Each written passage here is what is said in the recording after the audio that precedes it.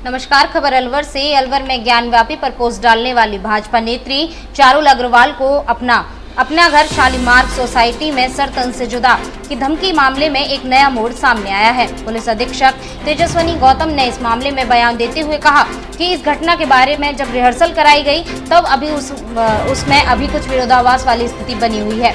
ऐसे में कुछ भी कह पाना संभव नहीं है। देखिए अलवर से हमारे सहयोगी साजिद खान की रिपोर्ट। चारुल अग्रवाल वाले मामले में सर तन से जुदा की धमकी में अभी तक कुछ तथ्य पुलिस के हाथ नहीं रख पाए हैं। वहीं पुलिस अधीक्षक तेजस्वनी गौतम ने बताया कि इसमें विरोधाभास जैसी स्थिति बन रही है, ऐसे में कुछ भी कह पाना मुश्किल है। वहीं चारुल अग्रवाल का बड़ा बयान कि पुलिस उनको धमका रही है कि आपने जो भी किया है वो आप कबूल करिए है, हम आपका फुल सपोर्ट करेंगे, इसमें एफआईआर दे देंगे। यह चारुल अग्रवाल का बहुत बड़ा बयान सामने आया है। अब इसमें देखने वाला विषय यह है कि इस मामले में सत्य घटना कौन सी है कौन सी नहीं है, ये अभी पुलिस खुलासे में सामने आएगा। क्या पुलिस बयान दिए हैं, अखबार में भी बोला है कि हस्बैंड और वाइफ के दोनों के बयानों में विरोधाभास है। दोनों के पत्र, जो मेरे हस्बैंड है उन्होंने पत्र उठाते हुए जो विरोधाभास का कुछ बयान ऐसा मैम ने दिया था, तो उसी को लेकर आज हम मैम से मिलने आए थे, एसपी मैम से मिलने आए थे कि क्या विरोधाभास है और क्या हम लोग सपोर्ट और आगे कर सकते हैं।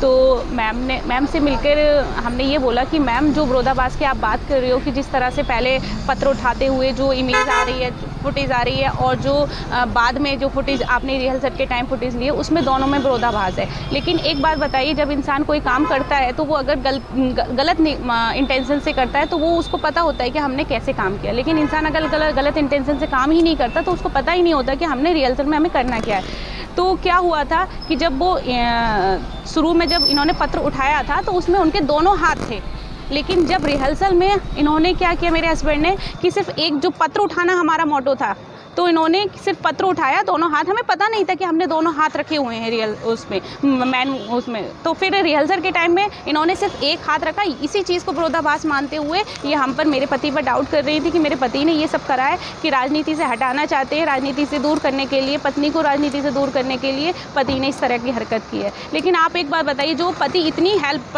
पत्नी की करता हो कि पूरी तरह से किसी भी तरह की कोई परेशानी आज तक मेरे पति ने आने नहीं दी, तो मैं नहीं समझती कि मेरा पति इस तरह से कोई काम कर सकता है। तो आज मैम ने हमें आश्वासन दिया है कि आप इस तरह से दोबारा डेमो पुलिस कराएगी और डेमो कराने के बाद अगर डेमो पहले की तरह ही निकलता है, रिहर्सल में अगर कोई मिस्टेक नहीं आती है तो फिर हम डायरेक्शन दूसरी जगह चेंज करेंगे। मैम पुलिस ने आपके ऊपर कोई दबाव कोई बनाया? देखिए 3 दिन पहले पुलिस ने हमें 11 बजे बुलाया और रात के 9 बजे तक हमारा 9 देवियों का फास्ट भी चल रहा है, तो 11 से रात के 9 बजे तक पूरा इंटेरोगेशन किया, पूरी तरह से मेंटली टॉर्चर भी किया। कहा कि आप मान लीजिए हम एफआईआर कराने को तैयार हैं, हम मामले को दबा भी देंगे, आप मान लीजिए। मेरे पति को सिग्नेचर तक कराने के लिए तैयार है, गिरफ्तारी के उन्होंने पेपर भी बनवा लिए थे कि आप मान लीजिए, हम सब कुछ करने को तैयार है, हम मामला को भी रफा दफा करवा देंगे। लेकिन एक बात बताइए, जब हमने किया ही नहीं तो हम मानने को तैयार कैसे होंगे?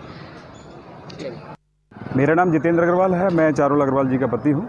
जैसा कि पुलिस जांच कर रही थी, पिछले 10-11 दिनों से लगातार जांच चल रही है। पुलिस का कहना है कि हम हर तरह से जांच कर चुके हैं, लेकिन अंततः हम आप पर एक शक जा रहा है, क्योंकि हो सकता है कि हमने जो 3 या 4 दिनों में जो जांच की है, क्योंकि राजनीति में कोई महिला जब कार्य करती है तो उसके पास बहुत सारे ऐसे गलत मैसेज भी आते हैं, जो आलतू फालतू के गलत मैसेज होते हैं, जो भी दिल भेजना या फिर गलत तरह की हरकतें होती हैं।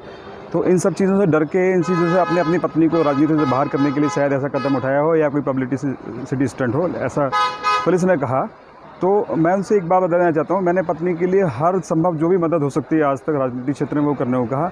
बात कल एसपी मैडम का एक जो बयान आया उसमें बोला उन्होंने कि विरोधाभास इनकी बातों में आ रहा है।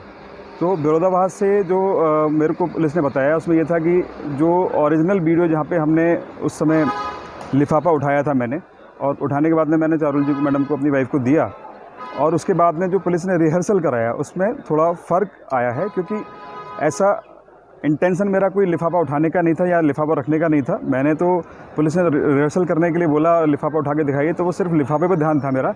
लेकिन वास्तविकता ये थी कि जब मैंने प्रथम दिन लिफाफा जब उठाया था तो मेरा लिफाफा उठाने की जगह विंडो पे मैं गया था। विंडो पे मुझे नहीं पता था कि लिफाफा रखा होगा, तो मेरे दोनों हाथ विंडो पे रखे थे और लेफ़्ट हैंड से मैंने लिफाफा उठाया।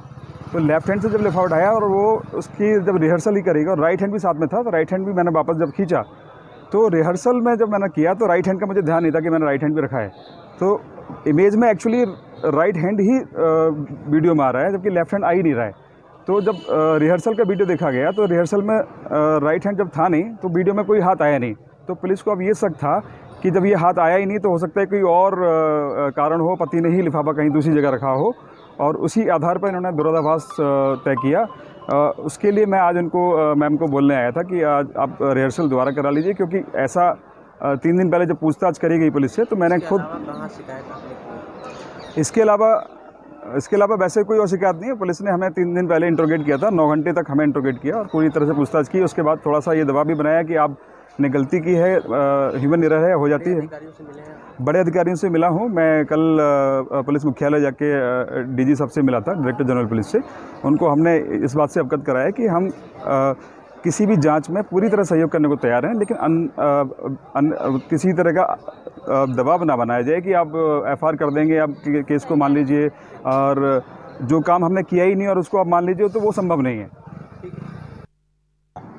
चारू लग्गरवाल वाले मामले में अभी तक पुलिस के हाथों कुछ देखिए, अभी तक सर्कमस्टेंशियल एविडेंस और जो हमारी एसआईटी जो सीओ साहब ग्रामीण के नेतृत्व में काम कर रही है, उसने जो अभी तक के जो सर्कमस्टेंशियल एविडेंस और सीसीटीवी फुटेज और बाकी लोग जो उसमें नज़र आ रहे हैं, उनसे पूछताछ के बाद जो कुछ चीज़ें आई थी, जिनसे परिवादी से भी पूछताछ की गई है, उनके हस्बैंड से भी पूछताछ की गई है, तो कुछ ऐसी चीज़ें अभी हमारे पास विरोधाभासी आई हैं उनकी तरफ से, जिसमें अभी कंफर्म्ड कुछ नहीं कहा जा सकता, लेकिन कुछ ऐसे सवाल जो जब उनके हस्बैंड से किए गए, जिनको प्रथम बार वो धमकी भरा लेटर मिला है, तो वो उन चीज़ों के जवाब नहीं दे पाए संतोषप्रद, जिसके ऊपर हम अभी और अनुसंधान कर रहे हैं, और जैसे ही इसमें कोई क्लैरिटी होगी तो हम उसको ज़रूर बता देंगे। जाता है क्योंकि 25 तारीख का जो सो कॉल्ड धमकी भरे में दिया गया था, उसमें तो हमारी मुस्तैदी थी।